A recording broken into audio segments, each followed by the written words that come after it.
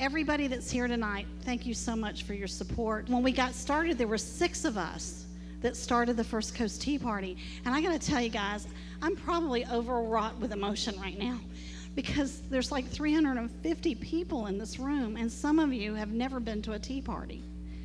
That just tells you what's going on in our country. So what started this movement? I thought it would be good to sort of give you a little bit of history, especially for those of you that have never been really involved. On September 15th in 2008, the Tea Party movement begins with a stir. On Thursday at about 11 o'clock in the morning, the Federal Reserve noticed a tremendous drawdown of money market accounts in the United States to the tune of $550 billion was being drawn out in a matter of an hour or two. The Treasury opened up its window to help. They pumped $105 billion in the system and quickly realized that they could not stem the tide. We were having an electronic run on the banks. They decided to close the operation, close down the money accounts, and announce a guarantee of $250,000 per account so there wouldn't be further panic out there. And that's what actually happened. If they had not done that, their estimation was that by 2 o'clock that afternoon, $5.5 trillion would have been drawn out of the money market system of the United States, would have collapsed the entire economy of the United States, and within 24 hours the world economy would have collapsed. Now, we talked at that time about what would happen if that happened. It would have been the end of our economic system and our political system as we know it. And that's why, when they made the point, we've got to act and do things quickly, we did. Just a few days later, John McCain suspended his campaign, went home to Washington to take care of business, and George Bush told the American people that we were going to have to bail out the banks. And candidate Obama at that time was just sitting there doing nothing. And those were our 3 leaders, our choices of 3 leaders at that moment in time. President Obama was elected. We had our, he won by, a lot of people voted for him. And in January, he was sworn in. And then in February, President Obama spent $787 billion of our money in a stimulus plan. He also spent $75 billion in a mortgage program. And then that got us a little fired up. And Rick Santelli started ranting about it. And we'll let you, for those of you that have never heard the Rick Santelli rant, listen up. The government is promoting bad behavior because we certainly don't want to put stimulus forth and give people a whopping $8 or $10 in their check and think that they ought to save it. And in terms of modifications, I'll tell you what, I have an idea. The new administration's big on computers and technology. How about this, President and new administration? Why don't you put up a website to have people vote on the internet as a referendum to see if we really want to subsidize the losers' mortgages, or would we like to at least buy cars and buy houses in foreclosure and give them to people that might have a chance to actually prosper down the road and reward people that could carry the water instead of drink the water. Hey, Rick, that's a novel idea. Hey, Rick, did you? What? Who thought of that? Yeah, they're like putty in your hands. Did you hear? No, they're not, Joe. They're not like putty in our hands. This is America. How many of you people want to pay for your neighbor's mortgage that has an extra bathroom and can't pay their bills? Raise their hand. How about we all? President Obama, are you listening?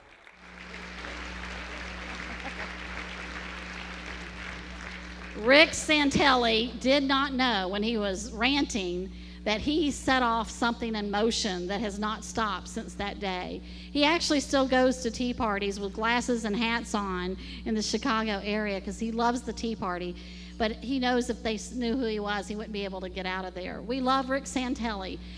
Rick Santelli, I watched that, and I had been for 4 months from September until February. As my husband had said earlier, I could not sleep at night. I couldn't think straight. I didn't know what was going on. All this bailout, all this money, nothing made sense, this lack of leadership. And then when Rick Santelli ranted, me and a whole bunch of other people across the country stood up and said, that's what we've been thinking, that's what we've been saying, and Rick Santelli said it for us. So the Tea Party movement was brewed on February the 27th in Jacksonville, Florida. An overnight decision was made to have a tea party at the Landing, and they were going to do them all over the country in like a 24-hour notice. So within 24 hours notice, 76 people showed up at the Jacksonville Landing.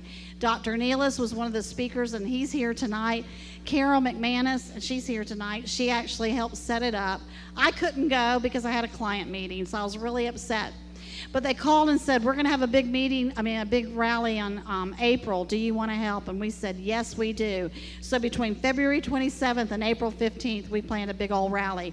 And in March, to keep us brewing, they decided to spend another $410 billion in an omnibus spending bill. Included in that was tons of spending and 9,000 earmarks. So it kept us pretty hot. On April the 15th, thousands of tea parties simultaneously sprung up across the nation. Millions attended, millions, and they had it posted on a website called Tea Party Patriots. The media and DC, they absolutely ridiculed us for doing it. And the First Coast Tea Party, those 6 people said, let's plan for about 500 people. 5,000 showed up at the Jacksonville Landing on April 15th.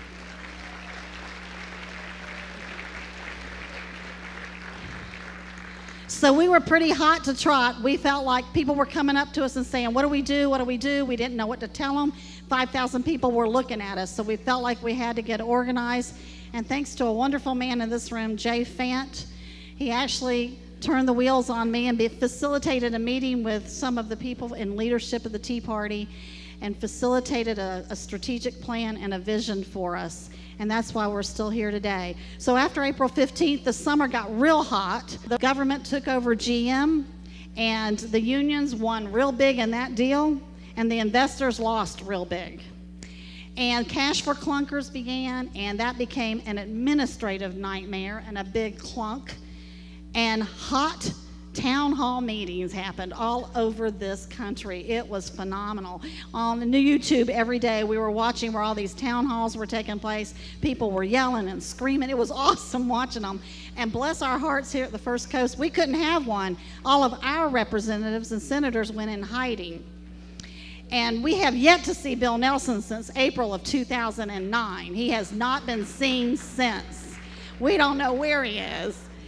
He goes in back of hotel rooms and sneaks into cars. He's just a little you-know-what, but we're going to take care of him.